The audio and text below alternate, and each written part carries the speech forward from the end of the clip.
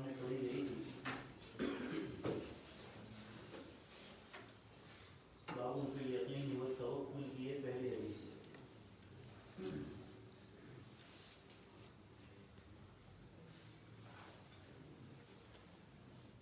حضرت نبی اکرم صلی اللہ علیہ وسلم فرماتے ہیں, ترجمہ کر لیتا ہوں اس تاکہ پچھلے ہفتے سے مناسبت اور فکر ہو جائے. حضرت نبی اکرم صلی اللہ علیہ وسلم فرماتے ہیں, عرضت علی الامم, کہ مجھ پر پچھلی امتیں پیش کی گئی,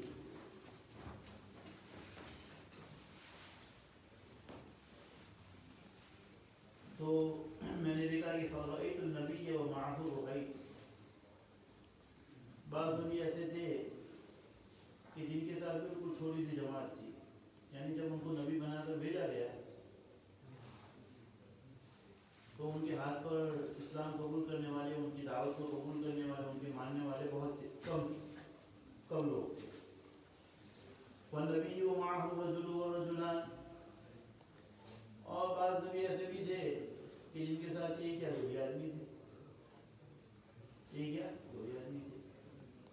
تو ماشاءاللہ اس میں ہمارے لیے بھی سبق ہے کہ بہت سی مرتبہ ماشاءاللہ ہمارے تبلیغی حضرات بیچارے اتنی محنت کرتے ہیں, اور پھر جب تشکیل کی باری آتی ہے تو مشکل سے دو آدمی کھڑے ہوتے ہیں. تو اس وقت دل چھوٹا نہیں کرنا چاہیے. جب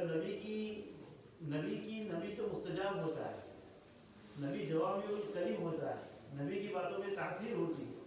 جب اس کے ہاتھ پر لوگ ایمان لانے والے اتنے کم تھے, تو اگر ہماری دعوت کے اندر اگر نہ ہو تو استغفار کرنا چاہیے, اللہ تعالیٰ سے رجوع کرنا چاہیے کہ اللہ تعالیٰ ہماری دعوت کے اندر کیا فرمائے, اثر پیدا فرمائے. تو بہت سی مرتبہ ایسا ہوتا ہے کہ رجوع اللہ کے اندر کمی ہوتی ہے. رجوع اللہ کے اندر کیا ہوتی ہے, ہماری کمی ہوتی ہے کہ ہم ہر چیز, بہت سی مرتبہ ہماری نظریں اسباب پر چلی جاتی ہیں. بھائی انتظام بہت اچھا ہوا ہے, بہت لوگ آئے ہیں, چلو کھانا بھی تو لوگ بھی بہت آئیں گے. تو اسباب کی طرف جب نظریں چلی جاتی ہے, جب مسبب الاسباب سے نظر ہٹ جاتی ہے, تو پھر خامخواہ جو نتیجہ ملنا چاہیے وہ ملتا نہیں. اس لیے بہت ضروری ہوتا ہے. اس لیے ہمارے اکابر جو ہوتے تھے, ہمارے بزرگوں کو ہم نے دیکھا کہ وہ ماشاءاللہ جب اجتماعات ہوتے تھے تو صدقہ خیرات کا خوب انتظام کرتے تھے, اہتمام کرتے تھے, رونے دھونے کا خوب اہتمام کرتے تھے کہ اللہ یہ جو کوشش ہے, جو بھاگ دوڑ ہو رہی ہے, اس میں تو برکت پیدا فرما دے, اس کے اندر اثر پیدا فرما دے. کیونکہ اثر پیدا کرنے والا تو کون ہے بھائی, اللہ کی ذات ہے. ہم تو صرف ظاہری کٹپٹیاں ہیں, ہم تو صرف ظاہری بھاگ دوڑ کرتے ہیں, ورنہ فیصلے وہاں سے ہوتے ہیں. فیصلے کہاں, وہاں سے ہوتے ہیں. تو فرمایا کہ والنبی معہ رجل ورجلان, کہ ان کے ساتھ ایک یا دو آدمی ان کی دعوت کو قبول کرنے والے تھے. والنبی ولیس معہ عامل, کبھی یہ بھی ہوتا ہے انسان بہت کوشش کرتا ہے لیکن کوئی بھی کسی کو توفیق نہیں ہوتی ہے. فرمایا کہ رفع علی سواد عظیم, پھر اچانک ایک بہت بڑی جماعت مجھے دکھائی گئی. فظننت انہم امتی, مجھے لگا کہ اتنی بڑی امت تو میری ہی ہو سکتی ہے. تو فقیل علی ھذا موسیٰ وقومہ, کہا کہ یہ حضرت سیدنا موسیٰ علیہ السلام کی کیا ہے, ان کے ماننے والے ہیں, ان کے فالوورز ہیں اور ان کی قوم ہے.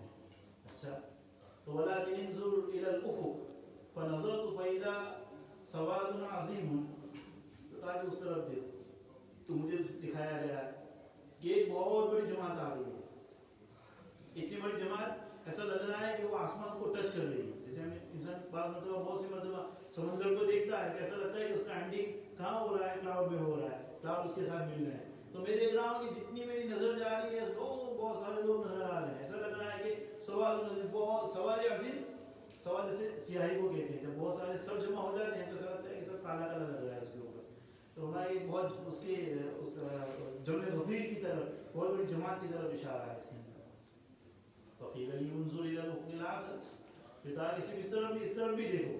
تو دونوں طرف دیکھا تو فیدا اور سواد, تو دوسری طرف بہت بڑی جماعت ہے. تو فقیل علی ھذا امتی, تو کہا کہ یہ آپ کی جماعت ہے, یہ آپ کی لوگ ہیں. ومعهم 70,000 يدخلون الجنة بغير حساب ولا عذاب. اور فرمایا کہ ان کے ساتھ 70,000 لوگ ایسے ہیں کہ جنت میں بغیر حساب کے اور بغیر عذاب کے داخل ہونے والے ہیں. جنت میں بغیر حساب اور بغیر عذاب کے داخل ہونے والے ہیں.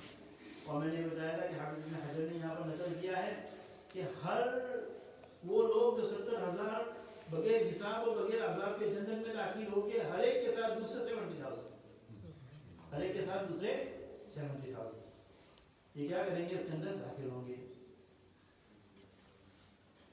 ثم نهض فدخل منزله. پھر حضرت نبی اکرم صلی اللہ علیہ وسلم اٹھ کھڑے ہوئے وہاں سے اپنے گھر کے اندر کمرے کے اندر حجرہ مبارک کے اندر داخل ہو گئے. فقال الناس في اولئك الذين يدخلون بغير حساب ولا عذاب. اب یہ ساری قیاس آ رہی شروع ہو گئی. اب گیس کر رہے ہیں صحابہ کی جو نبی اکرم صلی اللہ علیہ وسلم نے یہ فرمایا ہے کہ وہ لوگ جو بغیر حساب کتاب کے جنت میں جانے والے ہیں وہ لوگ کون ہوں گے. کن لوگوں کے متعلق کی اتنی بڑی فضیلت بیان فرمائی گئی تو سب نے اپنے اپنے کیسے شروع کر دیے. وقال بعضهم ولعلهم الذين صحبوا رسول الله صلی اللہ علیہ وسلم. فرمایا کہ حضرت بعض ایسے ہوں گے بعض صحابہ کہنے لگے کہ شاید یہ نبی صلی اللہ علیہ وسلم کے صحابہ کی بات ہو رہی کہ جنہوں نے نبی کی صحبت پائی جن کو نبی کی صحبت ملی شاید ان کے متعلق بات ہو رہی ہے. وقال بعضهم فلعلهم الذين ولدوا في الاسلام فلم يشركوا بالله شيئا. اور صحابہ کہنے لگے بعض صحابہ کہنے لگے شاید یہ ایسے لوگوں کی بات ہو رہی ہے جو اسلام کے اندر پیدا ہوئے. ہاں پیدا ہوئے اسلام کے اندر پیدا ہوئے اسلام کے ساتھ پیدا ہوئے اور انہوں نے اللہ کے ساتھ کسی کو شریک نہیں ٹھہرایا اللہ کے ساتھ کسی کو شریک نہیں ٹھہرایا. اس کے علاوہ انہوں نے بہت سارے جو کیسز کے صحابہ آپس میں باتیں کر رہے اور اس وقت مسجد نبی تو بہت قریب تھی. نبی اکرم صلی اللہ علیہ وسلم کیا کر رہے تھے سن رہے تھے یہ ساری چیزیں صحابہ کی باتیں سن رہے تھے کہ کیا باتیں ہو رہی ہیں. فخرج علیہ رسول اللہ صلی اللہ علیہ وسلم.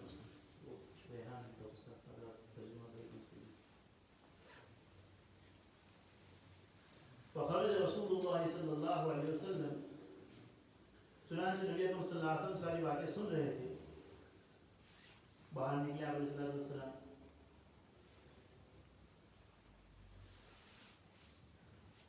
فرمایا کہ ما الذی تخوضون فیہ. تم کیا باتیں کر رہے ہو یعنی تمہارے آپس میں کیا ڈسکشن ہو رہی ہے. حالانکہ نبی صلی اللہ علیہ وسلم ساری باتیں سن رہے تھے جان رہے تھے کہ صحابہ آپس میں ایک دوسرے کے اپنے قیاس آ رہے ہیں گیسز کر رہے تھے کہ کیا ہو رہا ہے. فاخبروا. تو صحابہ نے بتا دیا کہ اللہ کے ہم یہ سوچ رہے کہ شاید یہ ہوگا شاید یہ ہوگا اے ہوگا بی ہوگا سی ہوگا. تو حضرت نبی صلی اللہ علیہ وسلم نے فرمایا کہ هم الذین لا یرقون ولا یسترقون ولا یتطیرون. فرمایا کہ حضرت یہ وہ لوگ ہیں جو نہ دم کرتے ہیں نہ دم کرواتے ہیں نہ جھاڑ پھونک کرتے ہیں نہ جھاڑ پھونک کرواتے ہیں نہ رقیہ کرتے ہیں نہ رقیہ کرواتے ہیں. ولا یتطیرون.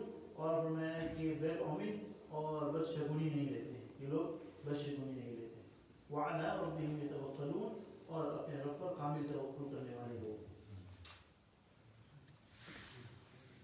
ترجمہ واپس ہو گیا. حضرت نبی صلی اللہ علیہ وسلم نے فرمایا کہ جنت میں داخل ہونے والے ایسے لوگ ہوں گے جو رقیہ جھاڑ پھونک نہیں کرواتے ہوں گے جن کا خالص توکل اللہ کی ذات کے اوپر ہوتا ہو. اب سوال یہ ہوتا ہے کہ ایسی بہت ساری روایات ہیں بخاری شریف کے اندر بھی ہے ترمذی شریف کے اندر بھی ہے ابو داؤد شریف کے اندر بھی ہے کہ جن احادیث سے جن روایات سے پتہ چلتا ہے کہ رقیہ کرنا دم کرنا خود حضرت نبی اکرم صلی اللہ علیہ وسلم سے ثابت ہے صحابہ سے ثابت ہے صحابہ نے رقیہ کیا ہے. بخاری شریف کے اندر بہت ہی مشہور روایت ہے میں نے آگے بھی سنائی تھی. حضرت ابو سعید خدری رضی اللہ تعالیٰ اپنے دوستوں کے ساتھ سفر میں کسی جگہ کے اوپر انہوں نے قیام کیا پڑاؤ کیا تو وہاں جو قیام کیا ہے تو اس وقت حضرت نبی اکرم صلی اللہ علیہ وسلم کی طرف سے یہ ہدایات تھی کہ تم جب اسلامی لشکر کو آتا ہوا دیکھو کسی جگہ کے اندر کسی ولیج کے گاؤں والوں کو یہ ہدایات تھی کہ اگر مسلمان لشکر وہاں سے گزرے تو ان کو کیا کرنی چاہیے تھوڑی مہربانی کرنی چاہیے क्या करनी चाहिए, उनकी मेहमानी, उनकी मेहमान नवाजी करनी चाहिए। अब अबू सईद खुदरी रज़ी अल्लाह तआला अन्हु अपनी जमात के साथ वहाँ गए, लेकिन किसी ने कोई चाय का भी भाव पूछा। बात बस्तियाँ ऐसी होती है यार माशाल्लाह, चिल्ला भी लगा तो एक ही मस्जिद में, लेकिन किसी की हिम्मत मजा नहीं होगी कि आपको एक दिन भी क्या चिल्ला के खिलाए। तो ये हमारे लिए दूसरा लेसन इसके अंदर, कहते हैं दावत ना मिले तब भी क्या करना चाहिए, बस इतना दिल छोटा नहीं करना चाहिए। साहबा को भी बहुत सारे लोग ऐसे थे कि जिन्होंने साहबा को भी नहीं खिलाया। अगर हम कहीं चले जाएं और कोई दावत करने वाला ना हो तो दिल छोटा ना करे, मार्केट से लाकर खुद खा लें। और तो अलहमदुलिल्लाह यूके के अंदर तो बहुत फैसिलिटी है माशाल्लाह, लेकिन बहुत फैसिलिटी है अलहमदुलिल्लाह। अगर मस्जिद में पकाने का निज़ाम ना हो या कि कहीं कोई खिलाने वाला ना हो तो इंसान विशेष डिश लाकर क्या कर सकता है, खिला सकता है। वरना हमारे जो माशाल्लाह वहाँ जो जमाते जाती है हिंदुस्तान, पाकिस्तान, बांग्लादेश की, और जो गाँव वगैरह के अंदर जाती है, जो मुजाहदा होता है वहाँ पर ना स्टिंजा खाना होता है ना बाथरूम होती है, वो सुबह में लौटा लो और फिर वो खेत की तरफ जाना पड़ता है वहाँ पर। लेकिन और फिर वहाँ भी वो जो इमोशंस जो होते हैं, वो जो खौफ का माहौल होता है कि किसी ने देख लिया है, लेकिन तो इंसान यानी वो अपनी हाजत भी पूरी कर रहा है और दिल में खौफ भी लगा हुआ है कि नहीं कोई देखना भी। और वहाँ तो माशाल्लाह ऐसा मुजाहदा होता है, न खाने का सही नज़म होता है, न पानी का सही नज़म होता है। तो सो होता है, कभी लाइट आती है, कभी लाइट नहीं होती है, तो माशाल्लाह उसमें बरकत बड़ी होती है उसके। तो यहाँ तो अल्हम्दुलिल्लाह बहुत अल्लाह का निज़ाम है, अल्लाह की बहुत नेमतें हैं माशाल्लाह। लेकिन उससे भी बड़ा अलमिया तो ये है कि इतनी सारी नेमतें हैं फिर भी हम लोग निकलते नहीं, ये मसला है ना कि यहाँ तो कुछ भी नहीं है, गाड़ी में बैठो मस्जिद में उतरो, मस्जिद से बैठो गाड़ी में बैठो, घर आ जाओ। वहाँ तो माशाल्लाह वहाँ जो हमारी जमात चलती है वो ताम का सामान होता है, इतने बड़े बड़े उनके ठेले होते हैं, इसमें बड़े बड़े उसके अंदर वो खाने बनाने के इतने बड़े बड़े ये होते हैं, और उसके अंदर वो हाथ से जलाने वाला चूल्हा होता है, उसके फिर उसके अंदर वो केरोसिन वगैरह है वो लेके जाना पड़ता है, ये सारी चीज़ें होती हैं, ये मुजाहदा होता है। लेकिन यहाँ तो माशाल्लाह जिस मस्जिद में जाओ किचन रहती है आपकी, तो कितनी आसान बात है। और इंसान को अपने अपने फुर्सत के अंदर, अपने अपने औकात के अंदर क्या करना चाहिए, इसके अंदर अपने औकात को लगाना चाहिए। तो फरमाया कि अगर वो सईद खुदरी रज़ी अल्लाह तआला अन्हु अपनी जमात के साथ गए हैं तो वहाँ पर उनको किसी ने खाना वाना कुछ खिलाया, किसी ने भाव नहीं पूछा इनको। अब हुआ ये कि जिस बस्ती के अंदर वो लोग ठहरे थे, जिस बस्ती के अंदर उनका क़याम था, जिस कबीले के पास उनका क़याम था, वहाँ का जो सरदार था उसको बिच्छू ने काट लिया। उसको क्या कर दिया, बिच्छू ने काट लिया। अब जब ऐसा होता है कि आप किसी ऐसी बस्ती के अंदर चले जाओ कि माशाल्लाह जब सब लोग देखते हैं कि सारे माशाल्लाह टोपी वाले हैं, दाढ़ी वाले हैं, इस्लामी लिबास वाले हैं, अब किसी के बच्चे को कुछ हो गया तो लेके आएगा कि मौलाना साहब इसको थोड़ा सा दम कर दो, इसके लिए कोई पानी पड़ दो। तो ये सहाबा को देखा कि माशाल्लाह ये सब अल्लाह वालों की जमात आई हुई है, ये बहुत सारे लोग माशाल्लाह दाढ़ी वाले हैं, इस्लामी लिबास वाले हैं। तो बस्ती का जो सरदार था वहाँ के लोग आए इनके पास, ये सहाबा की जमात के पास, तो हमारे सरदार को बिच्छू ने काट लिया है, हमारे सरदार को बिच्छू ने काट लिया है, तो अब क्या करना है। तो कहा कि अगर तुम में से कोई झाड़ फूक, कोई रुकिया करना जानता हो, कोई दम करना जानता हो, कोई इलाज जानता हो, तो उसको क्या करिए, जहर चुके ऐसे बहुत सारे वज़ाइफ है कि इंसान उसके जरिए क्या कर सकता है, जहर को ख़त्म कर सकता है, वज़ाइफ उन्होंने बयान लिखे हैं। तो अबू सईद खुदरी रज़ी अल्लाह तआला अन्हु फरमाया कि मैं जानता हूँ। अच्छा, तो कहा कि लेकिन अब मैं फ्री में नहीं करूँगा क्योंकि तुम लोगों ने हमारी दावत की नहीं है, अब मैं चार्ज करूँगा। अब क्या करूँगा, मैं चार्ज करूँगा। तो कहा कि पहले पूरी प्राइस उन्होंने फिक्स की कि मैं पूरी बकरी का एक रेवड़ लूँगा, पूरा जो बकरी की एक जमात, पूरी जो फ्लोक होता है अखा जो पूरा ये होता है, पूरी बकरियों की जो एक रेवड़ होता है, तो कहा कि मैं पूरा लूँगा। तो इन्होंने एग्री कर लिया, नहीं मैं मरता क्या ना करता, कहावत है कि मरता क्या ना करता। तो उसने कहा कि भाई ले लो बकरी, ले लो, कोई इलाज कर दो, इलाज कर दो। तो अबू सईद खुदरी रज़ी अल्लाह तआला अन्हु ने सूरह फातिहा पढ़ी, सूरह फातिहा पढ़ी, सूरह फातिहा पढ़ते गए, दम करते गए, दम करते गए, दम करते गए, यहाँ तक उसका जहर खत्म हो गया। ठीक है, सूरह फातिहा ही थी, हम भी पढ़ते हैं, लेकिन पढ़ने वाले में दम होना चाहिए, पढ़ने वाले का फर्क पड़ता है। पढ़ने वाले का क्या पड़ता है, जिस यकीन के साथ, जिस तवक्कुल के साथ उन्होंने पढ़ी होगी, अल्लाह ही जानता है कि कैसे तवक्कुल के साथ पढ़ी होगी। तो इन्होंने पढ़ी भी फिर वो बकरियों की पूरा रेवड़ भी उनके पास से लिया है बस के ऐसे पता चलता है कि भाई आमिल जो होता है अमल करने वाले वो पैसा ले सकता है, पैसा ले सकता है, क्योंकि भाई अमल करना कोई आसान काम तो नहीं होता है। क्योंकि आप लोगों को पता नहीं, यहाँ पे सोचते हैं कि भाई ये 2 दम कर दिए और उसने 1000 2000 है, लेकिन उतने इतना भी नहीं लेना चाहिए कि बेचारे सामने वाले का, यानी अगर वो जागरूक की वजह से या किसी बीमारी की वजह से ना मरता हो तो इतनी फीस होगी, फीस लेके ही मर जाए। इतने में इतना भी नहीं करना चाहिए, लेकिन वो ले सकता है। मतलब मैंने लिखा है उसको फीस लेने की क्या है गुंजाइश है, क्योंकि बहुत सारे अमल ऐसे होते हैं भाई कि उसको करने के लिए बहुत सारी कागजात ऐसी होती है, बहुत सारे जो लोग उद्यम करते हैं वो ऐसे होते हैं कि उनको महीने महीने तक गोश्त वगैरह नहीं खा सकते, मछली नहीं खा सकते, तब जाकर उनके अमल के अंदर क्या होता है वो असर पैदा होता है। उनको हर अमल की ज़कात निकालनी पड़ती है, हर अमल की क्या होती है ज़कात उनको देनी पड़ती है। अगर वो ज़कात नहीं निकालते अपने अमल की तो उनका अमल असर नहीं करेगा। और हाँ, हर अमल की ज़कात क्या होती है, ज़कात का मतलब ये नहीं कि वो एक अमल मुझे सूरह फातिहा पढ़नी है तो सूरह फातिहा की 10 पाउंड मैंने निकाल दी ज़कात, ऐसा नहीं है।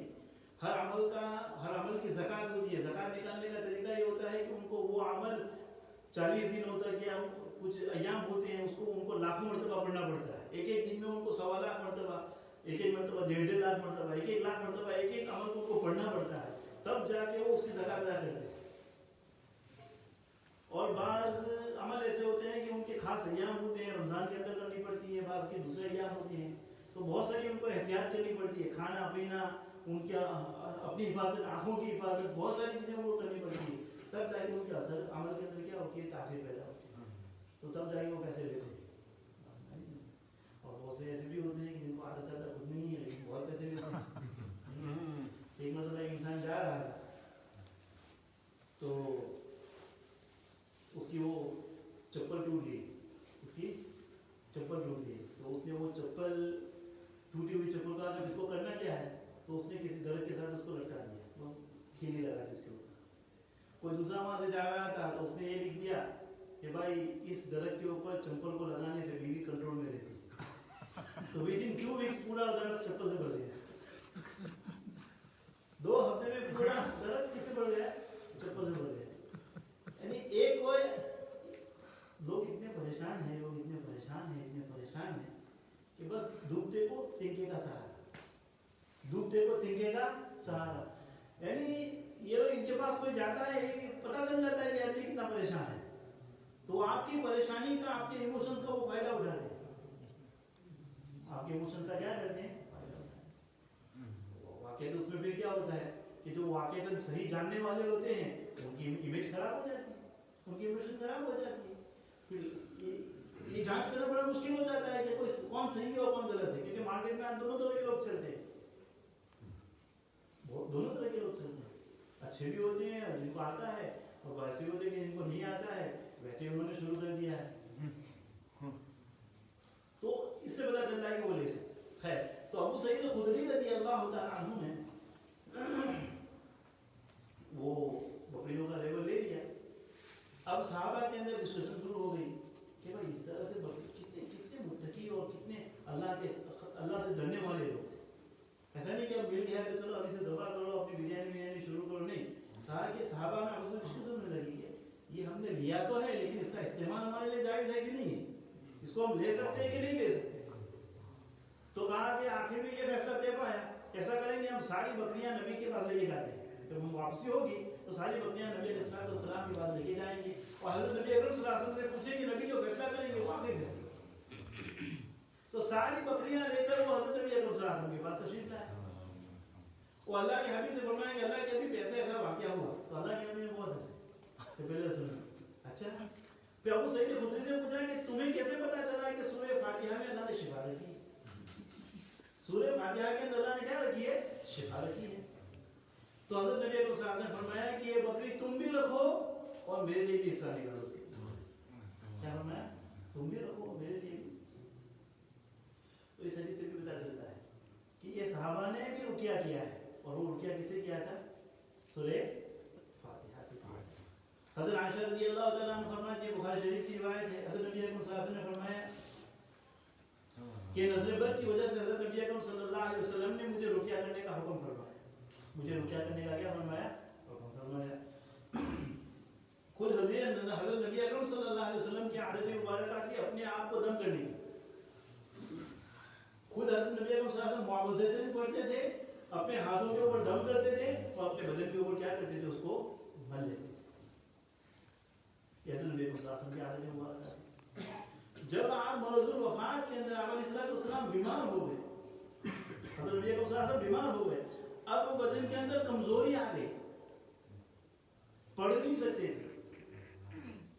تو عائشہ رضی اللہ تعالیٰ فرماتی ہے نبی نے مجھے حکم دیا پڑھنے کے لیے. حضرت عائشہ فرماتی ہے کہ میں پڑھتی تھی معوذتین اور نبی کے ہاتھ کے اوپر دم کرتی تھی اور نبی کے ہاتھوں کو ہی نبی کے بدن کے اوپر پھیرتی. تو سوال ہوتا ہے کہ میں عائشہ پھیرتی تھی, کہا کہ جو برکت نبی کے ہاتھ میں ہے وہ امتی کے ہاتھ میں تو نہیں ہو سکتی, جو برکت نبی کے ہاتھ میں ہو وہ کسی اور کے ہاتھ میں تو نہیں ہو سکتی. حضرت عائشہ فرماتی ہے کہ میں پڑھتی تھی اور نبی کے ہاتھ مبارک کے اوپر دم کرتی تھی اور اسی کو کیا کر دیتی تھی, میں نبی کے ہاتھ کے اوپر کیا کر دیتی تھی. تو اس سے بھی پتا چلتا ہے کہ حضرت نبی اکرم صلی اللہ علیہ وسلم بھی کیا فرماتے تھے, رکیہ اور دم وغیرہ کا اہتمام فرماتے تھے. حضرت انس رضی اللہ تعالیٰ عنہ, حضرت ثابت رضی اللہ تعالیٰ عنہ جب بیمار ہوئے, بخاری شریف کی روایت ہے, تو حضرت انس ان کی عیادت کے لیے گئے رضی اللہ تعالیٰ عنہ. تو دیکھا کہ بیمار ہے, تو کہا کہ میں تمہیں ان الفاظ کے ذریعے رکیہ نہ کروں, کیا ان الفاظ کے ذریعے میں تمہیں دم نہ کروں جس کو مجھے نبی اکرم صلی اللہ علیہ وسلم نے سکھایا. تو کہا کہ ٹھیک ہے بالکل کرو. تو حضرت انس رضی اللہ تعالیٰ عنہ نے وہ دعا پڑھی, اللہم اہدی بالباس رب الناس واشفی انت الشافی لا شفاء الا شفاؤک شفاء لا یغادر سقما. اور متعدد روایت میں الگ الگ الفاظ آئے ہیں, بعض میں تقدیم و تاخیر بھی واقع ہوئی, لیکن تمام کا ترجمہ اور خلاصہ غالباً ایک ہی ہوتا ہے. یہ بہت مشہور دعا ہے, یہ بھی ہم کو کیا کرنی چاہیے, یاد کر لینی چاہیے. اسی طرح حضرت نبی اکرم صلی اللہ علیہ وسلم جب خاندان میں سے صحابہ میں سے کوئی بیمار ہوتا تو معوذ پڑھ کر حضرت نبی اکرم صلی اللہ علیہ وسلم کو دم فرماتے تھے, کیونکہ نبی جب تک زندہ ہے تو نبی کے دم کے اندر, نبی کے رکیہ میں جو تاثیر وہ کسی اور کے اندر کیا نہیں ہوگی, تاثیر نہیں ہوگی. اسی طرح عثمان بن ابو العاص رضی اللہ تعالیٰ عنہ, یہ جب مسلمان ہوئے,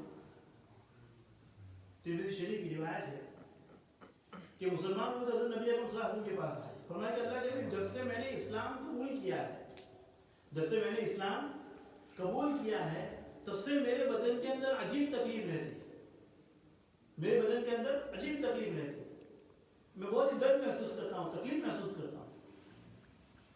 تو حضرت نبی اکرم صلی اللہ علیہ وسلم نے ان کو ایک رکیہ سکھایا, اور حضرت نبی اکرم صلی اللہ علیہ وسلم نے ان کو یہ فرمایا کہ تم جس بدن کے جس جگہ کے اوپر تکلیف محسوس کرو, درد محسوس کرو, تو اس جگہ کے اوپر اپنا ہاتھ رکھو اور 3 مرتبہ بسم اللہ پڑھو. 3 مرتبہ کیا پڑھو, بسم اللہ بسم اللہ بسم اللہ, اور 7 مرتبہ اس دعا کو پڑھ لیا کرو, اعوذ بعزت اللہ وقدرتہ من شر ما اجد واحاذر. اعوذ بعزت اللہ وقدرتہ من شر ما اجد واحاذر, کہ جس جگہ کے اوپر تکلیف محسوس کر رہے ہو, درد محسوس کر رہے ہو, اس جگہ کے اوپر ہاتھ رکھو, 3 مرتبہ بسم اللہ اور 7 مرتبہ یہ دعا پڑھو.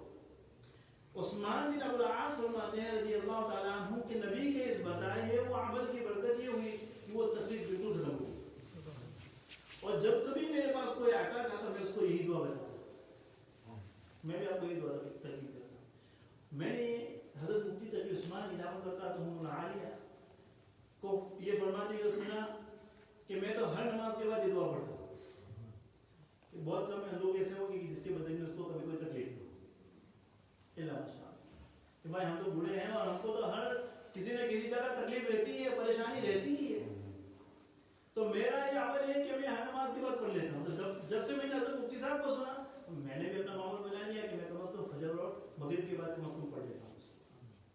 فجر اور مغرب کے بعد کم از کم پڑھ لیتا ہوں, تاکہ انسان کا, اگر انسان کے بدن کے اندر کوئی تکلیف ہو تو کیا اس کو وہ جاتی رہے. اسی طرح حضرت عبداللہ بن عباس رضی اللہ تعالیٰ عنہ سے مروی ہے کہ حضرت نبی اکرم صلی اللہ علیہ وسلم نظر بد سے حضرت حسن اور حسین رضی اللہ تعالیٰ عنہ کو دم فرماتے. حضرت حسن اور حسین کو کیا فرماتے تھے, دم فرماتے.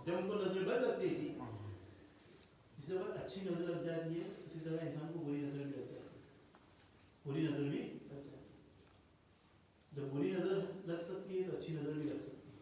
اسی لیے لوگ جب بچے پیدا ہوتے تھے لوگ اپنے بچوں کو کس کے پاس لاتے تھے؟ حضرت نبی علیہ السلام کے پاس لاتے تھے. ہم نے بھی دیکھا ہوگا جب بزرگان ہماری مسجد میں آتے ہیں, اولیاء اللہ آتے ہیں, تو لوگ اپنے بچوں کو لاتے ہیں تو کسی کو کسی کی نظر لگ جائے, اچھی نظر لگ جائے کسی کو.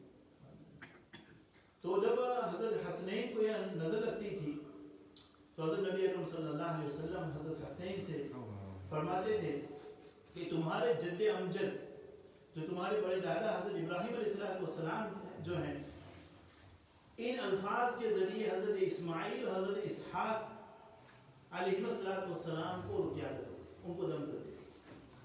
جب ان کو نظر لگتی تھی تو تمہارے جد امجد حضرت نبی اکرم صلی اللہ علیہ وسلم اپنے نوازوں کو کہہ رہے ہیں کہ تمہارے جد امجد ابراہیم علیہ السلام ان کے بیٹوں کو حضرت اسماعیل حضرت اسحاق کو جب نظر لگتی تھی تو ان الفاظ کے ساتھ دم کیا کرتے تھے. بہت ہی مشہور ہے. تو نظر بد کے لیے دعا بہت ہی اکثیر ہے علماء کے کہ انسان کو موعظتین پڑھے درود شریف کے ساتھ اور یہ دعا پڑھے اعوذ بکلمات اللہ تامتہ, اعوذ بکلمات اللہ تامتہ من کل شیطان وہامتہ ومن کل عین لامتہ. یہ دعا ہے. کیا مطلب ہے کہ اللہ تعالیٰ کے تمام کلمات کے ذریعے میں اللہ کی پناہ چاہتا ہوں. تمام کلمات کے ذریعے اللہ کی کیا چاہتا ہوں؟ پناہ چاہتا ہوں. ہر شیطان سے, ہر زہریلے جانور سے جو تکلیف پہنچانے والے جانور, اور ہر نظر بد سے. بہت آسان ہے, مل جاتی ہے دعا. تو یہ دعا پڑھتے تھے. تو اس سے بھی پتہ چلتا ہے کہ حضرت نبی صلی اللہ علیہ وسلم کا دم وغیرہ کرنا کیا ہے, آیت الکرسی کے متعلق ہے, سورہ فاتحہ کے متعلق ہے. ان تمام احادیث سے پتہ چلتا ہے کہ حضرت نبی اکرم صلی اللہ علیہ وسلم نے خود دم فرمایا ہے, خود رقیہ فرمایا ہے, صحابہ کے اوپر دم کیا ہے حضرت نبی اکرم صلی اللہ علیہ وسلم, اور خود اپنے اوپر بھی دم کیا ہے. تو اب سوال یہ ہوتا ہے کہ اس حدیث کے اندر یہ کیوں فرمایا کہ لا یکون ولا یسترقون, کہ رقیہ کرنے سے بھی منع کیا گیا اور کروانے سے بھی منع کیا گیا. کسی کو حکم میں نہیں دینا چاہیے پیسہ. تو شاہ عبداللہ محدث دہلوی رحمۃ اللہ علیہ نے اس کا جواب یہ لکھا ہے کہ اس سے وہ زمانے جاہلیت کا وہ رقیہ ہو رہا ہے جو لوگ زمانے جاہلیت میں کرتے ہیں, جس میں بتوں کے نام استعمال کیے جاتے ہیں, آئیڈلس کے نام استعمال کیے جاتے ہیں. آج بھی اس کا وہی حکم ہے. رقیہ کی اجازت ہے, دم کرنے کی اجازت ہے, لیکن ایسے الفاظ کے ذریعے جو قرآن و حدیث کے ہو, جس کا معنی سمجھ میں آ سکتا ہو, جس کا معنی کیا آ سکتا ہو, سمجھ میں آ سکتا ہو.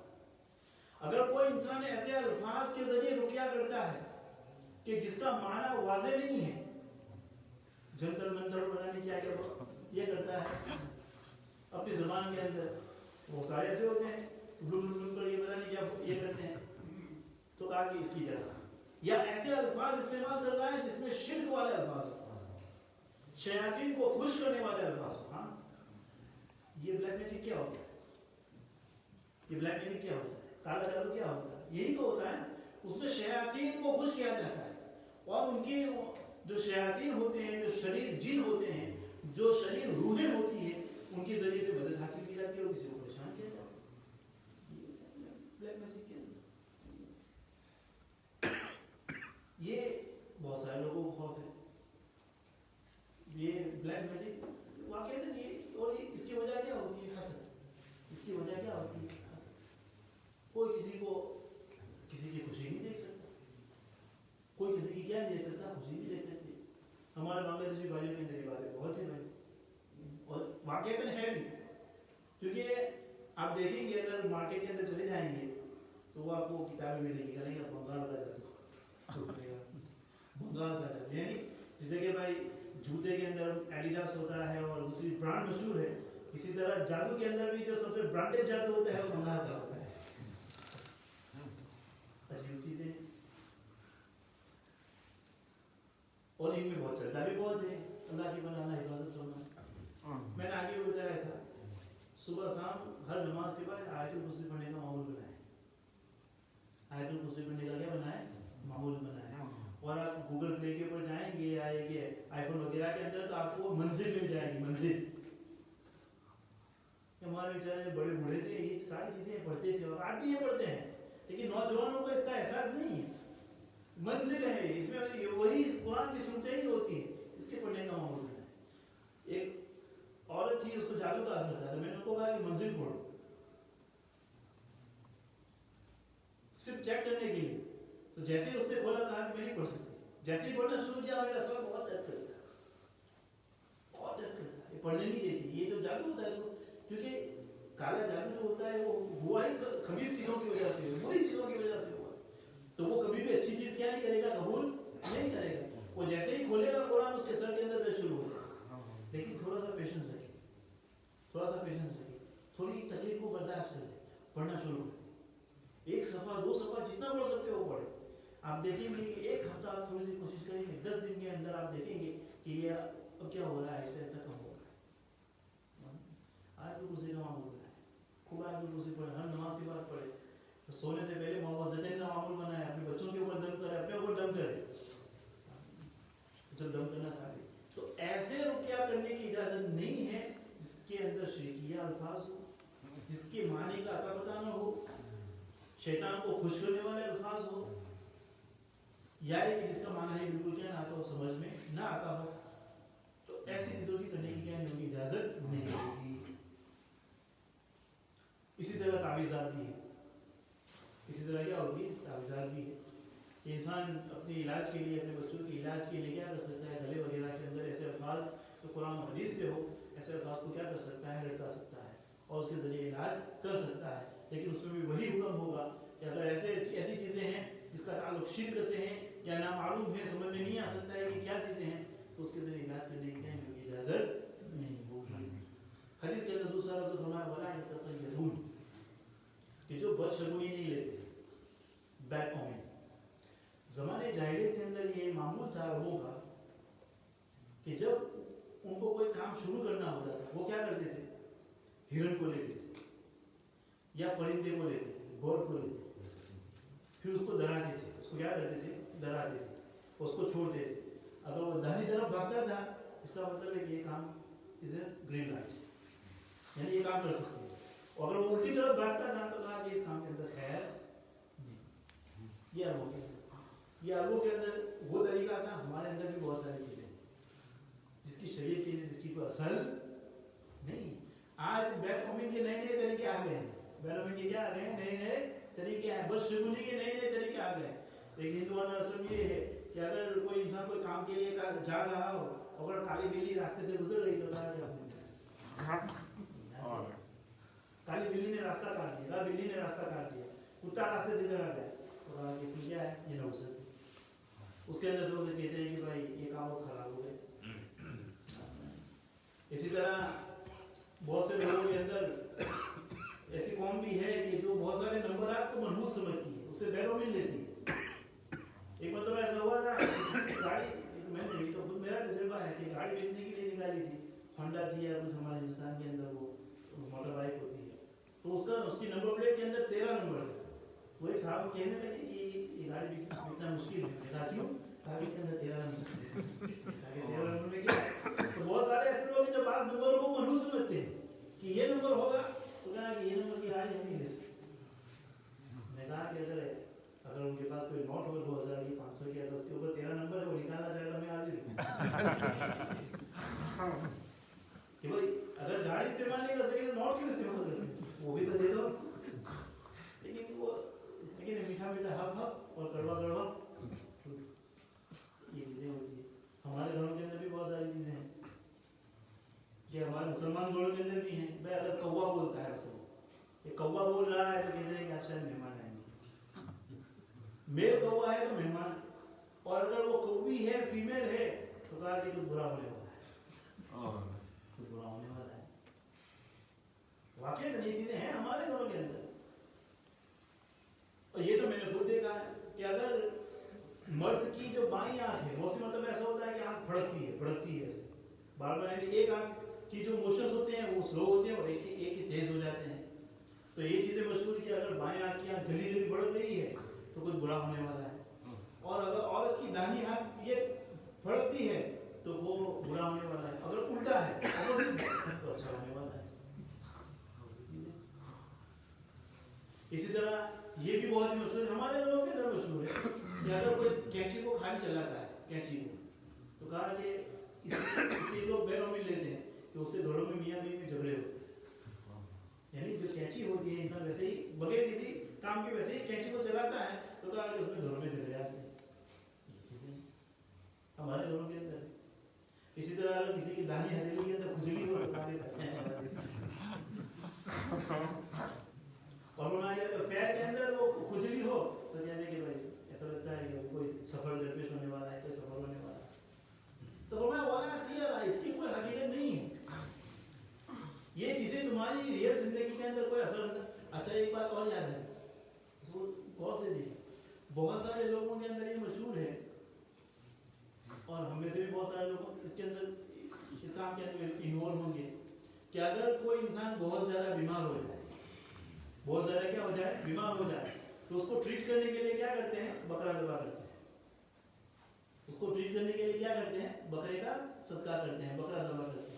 اور عقیدہ کیا ہوتا ہے اس میں بہت سارے لوگوں کو حقیقت کا علم بھی ہوتا ہے کہ حقیقت کیا ہے، حقیقت کیا ہے، تو اصل میں کیا ہے کہ وہ یہ سمجھتے ہیں کہ جان کے بدلے جان، جان کے بدلے یعنی وہ مریض کی جان کو بچانے کے لیے بکرے کی جان ذبح کر رہے ہیں۔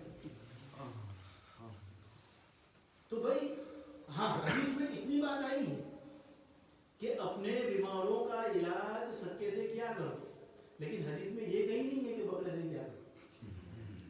اتنا ضرور ہوگا کہ مدرسے کے لوگ بچوں کو فائدہ ہو جائے گا، بیچاروں کو بکرا کھانے کے لیے مل جائے گا، جو عام مطلب ان کو ملتا نہیں ہے تو وہ تو بیچارے دعا کریں گے کہ دو چار آدمی اور بڑھے، دو چار آدمی اور بیمار ہو جائے، لیکن دو چار بکرے کو اور مل جائے۔ یہ ضرور ہے، یہ عقیدہ رکھنا صحیح نہیں ہے، یہ عقیدہ رکھنا کیا نہیں ہے، صحیح نہیں ہے کہ، اور ہم اس عقیدے سے کرتے ہیں کہ بھائی بکرے سے نہیں، صدقے کا مقصد کیا ہے، صدقہ مطلب صدقہ نکالنا ہے، صدقہ نکالنا ہے، لیکن سامنے والے غریب کی ضرورت کو ملحوظ رکھتے ہوئے کہ بھائی اس کو جو ضرورت ہے دے دو، آپ وہ اپنی ضرورت پہ استعمال کرے گا۔ اب اس کو کہا کہ بھائی اس کے پاس پہننے کو کپڑے نہیں ہیں، اور کہے کہ نہیں میں صدقہ دوں گا لیکن تم کو کیا کرنا پڑے گا، بریانی کھانی پڑے گی، میرے پاس پہننے کے لیے کپڑے نہیں ہیں، مجھے بریانی کیوں کھلانا۔ تو صدقے میں غریب کی ضرورت کو سامنے رکھا جائے گا کہ اس کی جو ضرورت ہے اپنے تو اب وہ اپنی ضرورت پورا کرے۔ اس عقیدے کے ساتھ بکرا ذبح کرنا کہ اس بکرے کی وجہ سے یا بکرا ہی ذبح کرنا ضروری ہے اور میرا بیمار اچھا ہو جائے گا، یہ عقیدہ صحیح نہیں ہے، یہ اس میں داخل ہے۔ بس اس کا مطلب یہ نہیں ذبح کر سکتے ہیں لیکن اس عقیدے کے ساتھ ذبح نہیں کر سکتے۔ اور یہ میں یہ کہنا ہے کہ بیمار ہو تو بیمار کے بدلے میں کسی بکرے کو ذبح کرنا، ویسے بھی آپ کے کر کے عام حالات میں بھی کھلا سکتے ہیں اس کو، تو ولا یتطیرون، ہاں اس کے بدلے کے اندر ہم گڈ اومن لے سکتے ہیں، نیک فال ہم لے سکتے ہیں۔ حدیث سے اس کا ثبوت ہے، حدیث میں اس کا ثبوت ملتا ہے۔ حضرت نبی اکرم صلی اللہ علیہ وسلم جب کسی لشکر کو روانہ کرتے تھے یا کسی جگہ کا کسی کو امیر بنا دیتے یا کسی ٹاؤن کے اندر جاتے تھے تو نبی اکرم صلی اللہ علیہ وسلم اس ٹاؤن کا نام پوچھتے تھے، اس ولیج کا نام پوچھتے تھے۔ اگر اچھا نام ہوتا تھا تو نبی اکرم صلی اللہ علیہ وسلم خوش ہوتے تھے، کیونکہ اچھے نام کا اچھا مطلب نکلتا ہے۔ کسی کو گورنر بناتے تھے، کسی جگہ بھیجتے تھے تو نبی اکرم صلی اللہ علیہ وسلم اس کا نام پوچھتے تھے۔ اگر اس کا نام اچھا ہوتا ہے تو نبی اکرم صلی اللہ علیہ وسلم کے چہرے کے اوپر خوشی کا اظہار دے سکتے تھے کہ آپ صلی اللہ علیہ وسلم خوش ہو رہے ہیں، اس کے اچھے نام سے اچھا مطلب نکالتے تھے۔ حدیث پاک کے اندر ترمذی شریف کی روایت ہے، نبی اکرم صلی اللہ علیہ وسلم نے حضرت نبی اکرم صلی اللہ علیہ وسلم انس رضی اللہ عنہ فرماتے ہیں کہ جب نبی اکرم صلی اللہ علیہ وسلم اپنے گھر سے باہر نکلتے تھے اور کسی کو دیکھتے تھے کوئی یہ بول رہا ہے کہ اے کامیاب، کیا فرماتے تھے، اے کامیاب، کامیابی کا لفظ سنتے تھے، فتح کا لفظ سنتے تھے تو آپ صلی اللہ علیہ وسلم کو بڑی خوشی ہوتی تھی کہ اچھا لفظ سننے میں آیا۔ غزوہ حدیبیہ کے وقت جب حدیبیہ کی آپس میں بات چل رہی تھی تو کوئی کام نہیں بن رہا تھا، کیونکہ انہوں نے جو شرطیں لگائی تھی وہ مسلمانوں کے خلاف تھی، ایک آ رہا ہے دوسرا جا رہا ہے، ایک آ رہا ہے ایک جا رہا ہے، ایک آ رہا ہے ایک جا رہا ہے، لیکن آپس میں کوئی ٹریٹی نہیں بن رہی تھی، آپس میں کوئی ایگریمنٹ نہیں ہو رہا تھا۔ تو اس طرف سے حضرت نبی اکرم صلی اللہ علیہ وسلم نے کس کو آتے ہوئے دیکھا، حضرت سہل کو آتے ہوئے، کس کو آتے ہوئے دیکھا، سہل کو، جو بعد میں اسلام لایا۔ تو نبی اکرم صلی اللہ علیہ وسلم نے سہل نام کو سنا تو آپ علیہ السلام نے اس کا اچھا مطلب لیا کہ سہل آ گئے، ایسا لگتا ہے کہ اب کام آسان ہو جائے گا۔ تو اچھے نام کا اچھا مطلب نکال سکتے ہیں لیکن بری، کیونکہ اس میں اللہ تعالیٰ کی ذات سے ہم اچھا گمان کرتے ہیں، اس لیے یہ جائز ہے اور خود نبی کا بھی معمول تھا۔ لیکن غیر مومن لینا، بشتونی لینا یہ شریعت کی زندگی نہیں کوئی گنجائش نہیں ہے. حدیث ابھی بھی باقی رہ گئی, ایک جز باقی رہ گیا. انشاءاللہ کو اللہ تعالیٰ یہ بات تمام یہ رہ گئی. اچھا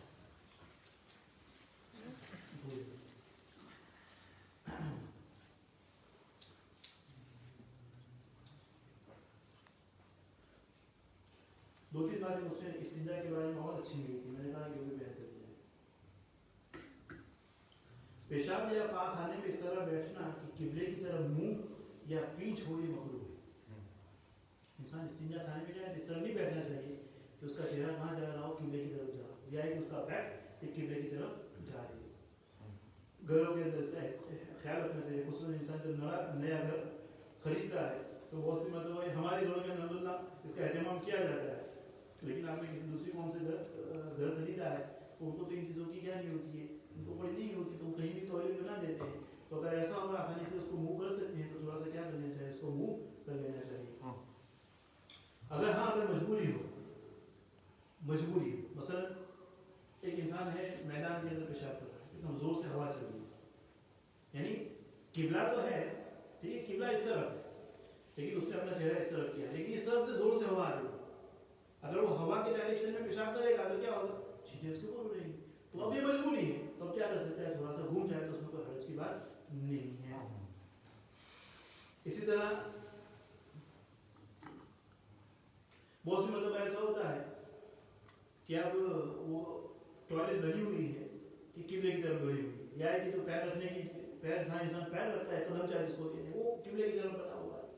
اب اس کے لیے گھر میں کوئی ایسی جگہ نہیں ہے تو اس وقت انسان کے لیے مجبوری ہے, تو کیا کرے گا, ٹوائلٹ میں جائے گا, تھوڑا سا کراس ہو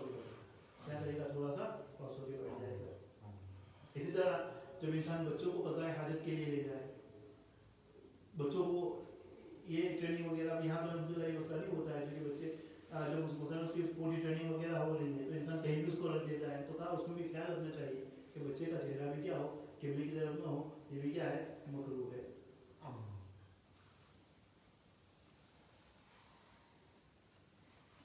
اچھا, استنجا کرتے وقت ان چیزوں کا خیال رکھنا چاہیے کہ سوال کا جواب نہ دے انسان.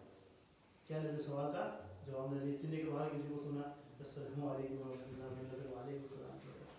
وبرکاتہ, استنجا خانے کے اندر جواب نہیں دے گا.